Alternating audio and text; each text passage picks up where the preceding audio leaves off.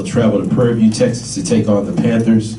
That game will be televised live on ESPNU. Tigers' first home game here at BBVA Compass Stadium will be Saturday, September 17th. They'll host Mississippi Valley State, 7 p.m. kickoff for that home opener. Followed by that, the Tigers will return here home to face Alabama A&M on Saturday, October 1st. Kickoff is at 7 p.m. Homecoming, October 22nd. Texas Southern will host Jackson State. Kickoff of that game has been set for 2 p.m.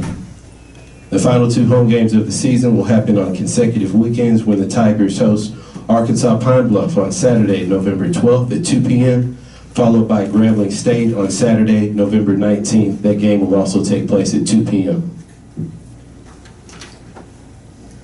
The SWAC Championship will take place December 3rd. That'll be right here in Houston at NRG Stadium. And the Celebration Bowl, which will feature the SWAC versus the MEAC champion. That game is scheduled for December 17th from the Georgia Dome in Atlanta, Georgia. With that, allow me to take this opportunity to introduce the gentlemen that you see on the stage that are joining us here for Media Day. To my immediate right, Texas Southern Defensive Coordinator, Tom Anthony. Texas Southern Head Coach, Michael A. Haywood. Texas Southern Offensive Coordinator, Greg Gregory. Texas Southern Quarterback, Jay Kristoff. And Texas Southern Linebacker, Jarius Moore. With that, we will begin the press conference with opening remarks by Texas Southern Vice President of Intercollegiate Athletics, Dr. Charles McClellan. Welcome everyone, and I will be extremely brief. I would like to say thank you, first of all, for coming out. Today starts a new era in Texas Southern University football. I had the distinct opportunity to offer Coach Michael Haywood the opportunity to come lead our Tiger football program. And he has accepted that challenge. We've tried to make sure that his transition has been as smooth as possible. He's been somewhat demanding. He demanded a brand new football field, which cost us about $350,000, $400,000. And then the day after that, he demanded another $600,000 worth of renovations to the locker room for the football players. And I am pleased to announce that we have fulfilled our obligations to ensure that our student athletes have the best opportunity to be prepared for this football season. We already play in the best stadium in the Southwestern Athletic Conference and the best stadium of many of the FCS programs in this nation. It is a new era, it is a new day, and I am very, very excited. Why am I excited? We've had a very difficult transition in our football program. As you know, we were hit with NCAA sanctions in 2011. This will mark the last of those sanctions this season ending. Starting next year, Coach Haywood will not have to face any sanctions, which means that as he goes out to recruit, as he goes to fill his scholarships, he will not have any of those effects. So for our program, we want to thank previous football coach Darryl Asbury for leading us through that transition. But we're very excited about Coach Haywood and what he has to offer. Those remarks will probably be the last that I will say as it relates to the niceness of Coach Haywood. I've had the opportunity to go out to practice. He's pretty tough. He used a lot of 4-letter words, doesn't he, Jay Kristoff, to describe a lot of interaction on the football field. And I know he's very, very tireless on the football field. If you look at Coach Haywood, he doesn't wear a hat, right? So he kind of has a little dark spot there. So he spends a lot of time out on the football field, which is very good for us. That means they're going to be disciplined. That means they're going to know what they're supposed to go, and you're going to see a new brand of Tiger football. So with that, I would like to turn it over to Andrew to start the official press conference. But I say some of that in joking. We're very, very pleased, and we're very, very lucky to have a caliber of coach as Michael Haywood. We're very lucky for the caliber of assistant coaches that he's brought in. And I feel very confident just from the added discipline, just from the added attention to detail, that we're going to have a much better football season than we've had years past. So Tiger football is back, and we expect very good things from this football program starting on Sunday, September 4th against Prairie View University. Thank you.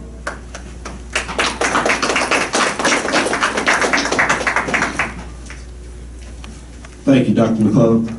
At this time, we're going to open the floor for questions. We're going to start questions just for our student athletes first. So questions just for the student athletes.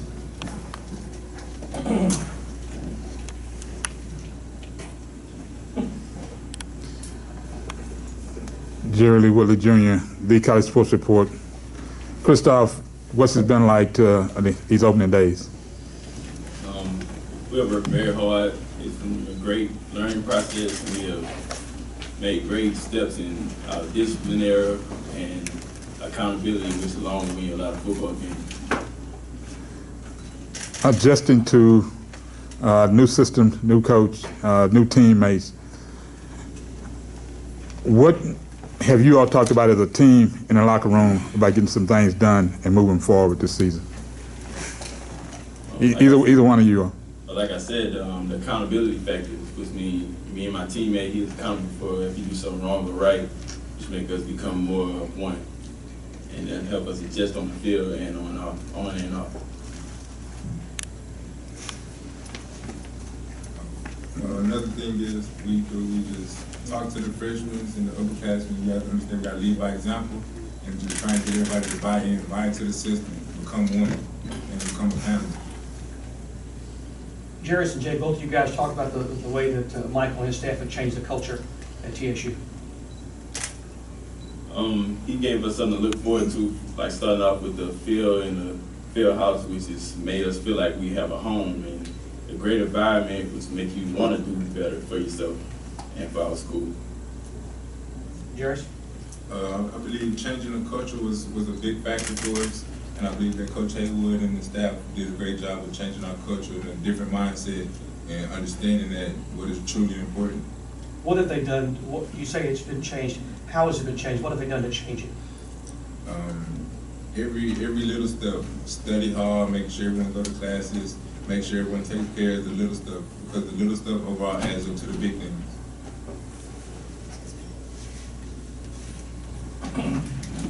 Hey, Christoph, how has this new offense helped you coming in with Coach Mike Davis?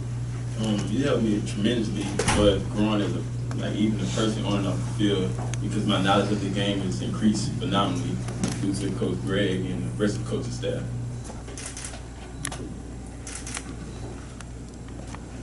What's been the hardest adjustment you've had to make so far under the new coaching? Jairus, why don't you take that one? I believe the hardest has been conditioning. Because coaches, everything is up tempo. No walking nowhere on the green. So as soon as we get done with one drill, we got to jog to the next. So just having to adjust to that.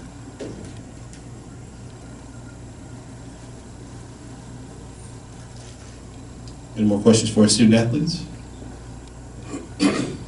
All right, at this time, we're going to ask for head coach in his first season here at Texas Southern, Michael Haywood, to open things up with an opening statement, and then the floor will be open for questions for Coach Haywood along with his defensive and offensive coordinators. Coach Haywood? First and foremost, I want to thank Coach Charles McClellan and the administration for providing us a brand new field. It has really done wonders for the players, the motivation, their attitude, the discipline, and they were really looking forward to it as they can work out this summer out on the field. I think the single most important thing that has been done is that the renovation of our field house. When you go into our field house now, you see players there in the morning when you get there in the morning, before you leave at night. You see players laying on the lounge, playing games, dancing in the locker room. It has really become a home environment for them, a place in which they want to come and sit around, enjoy life, spend time with one another, join together, and have the ability to watch more tape, which I think that will help them in the long run and correcting the little things in which they do wrong to help them become more better. We've been able to hire an outstanding staff, staff that are family-oriented, staffs that spend a lot of time with their family, but they integrate their family into our team. And for example, little Michael was running around on the football field over the last 2 weeks at practice. Other coaches' kids were out there, And spending time along with the kids in the locker room, I think it was outstanding. So we really have a family atmosphere. But we also want to thank the media for the coverage in which they've given us, because it has really helped us with the high school coaches in the state of Texas. The high school coaches in the state of Texas have really bought into the things in which we're doing with our program. May it be from waking up and getting dressed like a champion, going to class like a champion, treating people like a champion, handling your academics like a champion, and now starting to play like a champion. And high school coaches are sending their student athletes in the state of Texas to play at Texas Southern University. And we truly appreciate the support in which the high school coaches have given us. Coach, you played at Notre Dame under Lou Holtz. Have you used any of those strategies and things that he did that you brought to TSU? Well, I think some of the things are, I would say that I've been blessed, I played for a guy initially by the name of Jerry Fouts, probably the nicest man who's ever coached in college football. And then I went through a transition with Lou Holtz, who's probably one of the best college football coaches ever in the nation. And understanding how to care about kids, understanding how to love kids and put your arm around them and show them respect and show them discipline at the same time, and let them know how much you really love them. But at the same time, with that Lou Holtz, getting them to run through a wall for you, getting them to believe that the changes in which we're making is going to make you better as a man, as a husband later in life, as a father, and as a football player. And I think all of those things are outstanding for these student athletes because they have made such great strides in a short period of time. Michael, without putting numbers on it, could you describe what your expectations are for this season? Well, when you look at the season, we're looking forward to guys going out there and competing. I talk about the first game of the year, and the only game that I ever talk about is the first game because the first game is the only game that really matters. And I tell them how I feel every time I watch that game. And I make a point to let them know that you aren't the same person that showed up in that game that you are today, because Prairie View physically dominated that football game. And we cannot allow, no matter who it is that we're playing, to be more physically dominant than we are for 60 minutes. And we preach it every day, physical dominance for 60 minutes. But you can't be physically dominant for 60 minutes unless you're the best conditioned football team on the field. And you only have to be the best football team and the best conditioned football team on the field in which you're playing on that day, and nobody else matters. As Jay Moore talked about just a minute ago, when you hit the field, you run. If it's a 2-hour practice, you're running for 2 hours. If it's an hour and 36-minute practice like we have this afternoon, you're running for an hour and 36 minutes. And that will help you prepare to be a fourth quarter football team.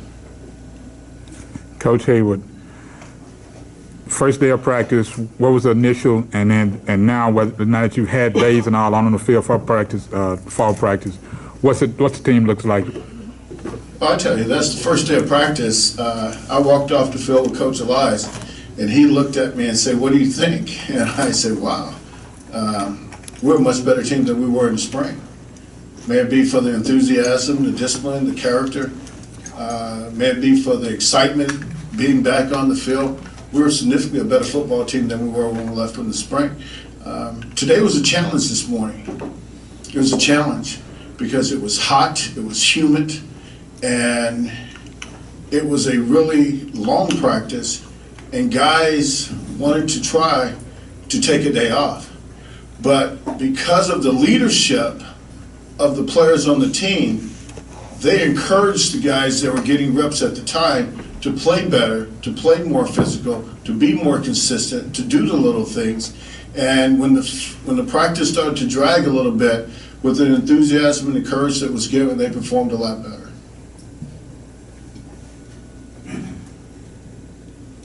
Coach Anthony, if you could talk a little bit about defensive side of the ball and what you've seen so far in camp. I think we had a lot of young guys come in this last recruiting class that have come along the last couple of weeks. That I definitely think they'll help contribute this year.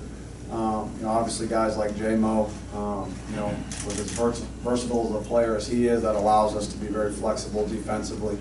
And from day one, I think as a defensive staff, we've just preached to our kids, whether we line up in an odd front, four-man front, a bear front, it's about the intensity level in which you're playing with from the time that ball's snapped to the time the whistle blows. I think they bought in from spring ball to now to the last couple weeks. I think we're playing fast defensively, which is a big part of what we've been able to do the last couple weeks. I think we have a lot of older guys that are stepping up and becoming more comfortable with the system we've implemented, starting from spring. So I've been very pleased with the progress we've made the last couple weeks. Obviously, towards the end of camp, like Coach mentioned today, guys are starting to drag a little bit.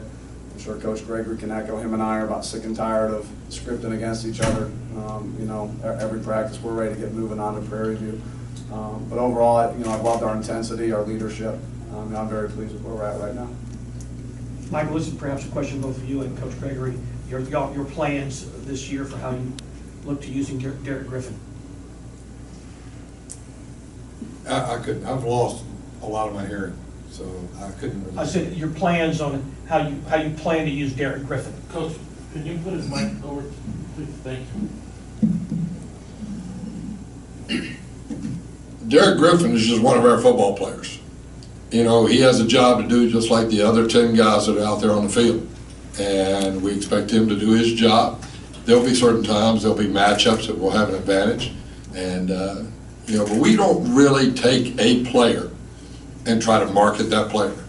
We are trying to develop a tough, physical football team.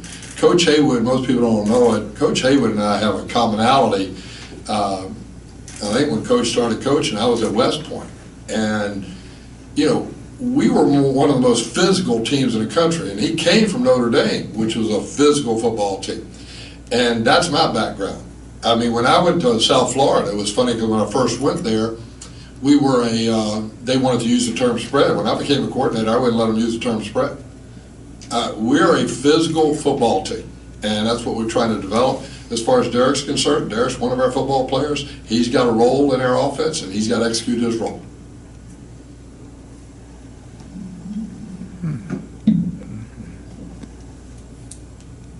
Coach Gregory, just to follow up on that, who have been some of the student athletes, younger guys that have come in that have impressed you up to this point? Well, I think the whole football team offensively, and it's a slow, meticulous process as far as what's happening there. Jay himself struggled like mad here at the beginning. All of a sudden, the last 2 or 3 practices, he's starting to improve. We're seeing offensive linemen now starting to improve a little bit. We're seeing backs improve. There's a slow, steady progress taking place right now because I do believe they're buying in.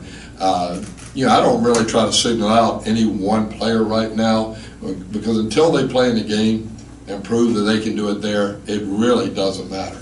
And but we've got guys that are really changing their culture of how they play, and that's the most important thing, learning to play harder, longer. I don't think any football players ever play all out every play of the game. The objective is to try to see how many players you can get to get pretty close to that. It's hard to do. I mean, if guys really looked on the tape after the game, how many times did you really play all out on every play? And that's what we're trying to get them to do. And the culture's changing. We're seeing it, practice after practice. Just like Coach was saying, today, I mean, there could have easily been guys giving out. And they didn't. Other guys pulled them along. And it was a pretty spirited practice. It really was. They fought through it, and they fought through it hard, which is a great sign. Coach Haywood, this is for you. Dr. Mills inside the HBC Sports Lab. I wanted to talk about the team in terms of physicality. How do you prep your team at certain points to condition them to become more physical? Well, it's a mindset. When you're physically strong, and we've been fortunate enough to hire a great strength coach, Coach Alex Watkins from Alabama. And with strength comes confidence, and the conditioning aspect that we give our players to make you feel like that you're in better conditioning, the conditioning tests in which we gave them to complete a whole football game and a large number of our football players pass that test. But I think it's important that from a psychological standpoint, you believe that you're ready to compete and you're ready to be a physical football team. Then we have the old Oklahoma drill that we call the Tiger drill. You can't hide your physicality when it's a one-on-one situation. There's nowhere you can go but straight forward, and we're going to see who's going to win this battle. We do it one-on-one, we do it three-on-one with a back. We create opportunities to develop physical toughness. When you teach the appropriate technique, in which we call thud, the appropriate way to tackle, the appropriate way to hit, you don't have to go live to develop physicality on a football team. And we have those segments throughout our practice, 3 to 4 different segments every day. And it teaches them that, hey, this is the speed of the game in which you're going to have to play to be successful. This is the physicality of what you're going to have. And when someone punches you once, if you're going to trade blow for blow, you're most likely going to lose. So you're going to have to trade 2 for 1. And it's the thing that we talk and the things that we preach each and every day. And you come out to practice, and I tell a defensive guy, you're an offensive guy, there's somebody will throw a punch. And I'm like, well, why are you throwing a punch? It's because you just got a 15-yard penalty, you just got put out of the game, and then you put out for that period of the next game. So why are you throwing a punch? Why are you damaging our team because you aren't going to be able to play? You have to have the discipline to stand in there and keep competing. You're not going to win every battle. But if you keep fighting back, you're going to win the majority of the battle. So don't become selfish and do things that are selfish for us to be a losing football team. And it creates discipline. I put a guy out yesterday, and we'll keep putting them out, and then we'll bring them back in. So they have to learn exactly what they have to do to be successful for 60 minutes. Coach, you just mentioned something about not so much physical, but you just mentioned something on the mental side, where guys have to mentally understand that, yeah, you can be physical, but you have to think about the rest of the game, rest of the team, and move forward. How much of a development are the guys understanding that part of the game as much as they are understanding the physical part? I think the toughest part at this point in time is football intelligence, because we're working on the psychological aspect every day. We talk about it every day, we teach it every day, we coach it every day. The football intelligence is what we're working on, and we work it every day. When everybody was fatigued and there was only 6 minutes left in the practice today, what do? We go to two of the most crucial times in the game.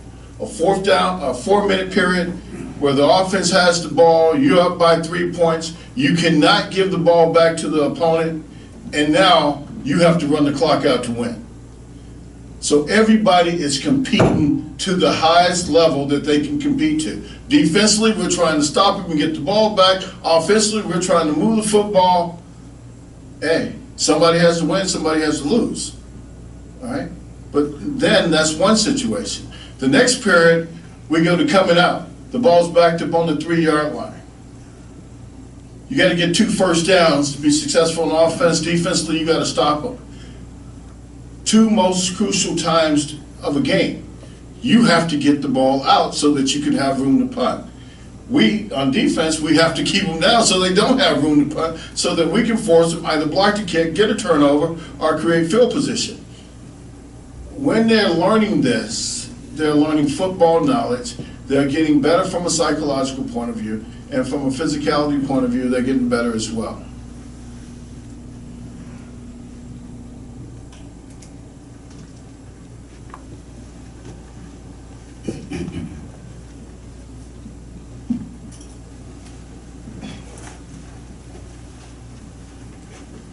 Coach, this question is for Coach Hayward and Coach Gregory.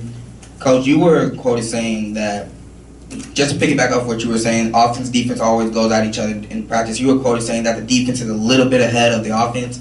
What steps are you taking necessary, and Coach Gregory, this goes for you too, what steps are you taking necessary to get them on an even level or get the offense surpassing the defense? It was really interesting. I was talking to Charlie Weiss 2 days ago, former head coach, University of Notre Dame, former head coach, Kansas, offensive coordinator for New England for years, won Super Bowls. And we were just talking about different things.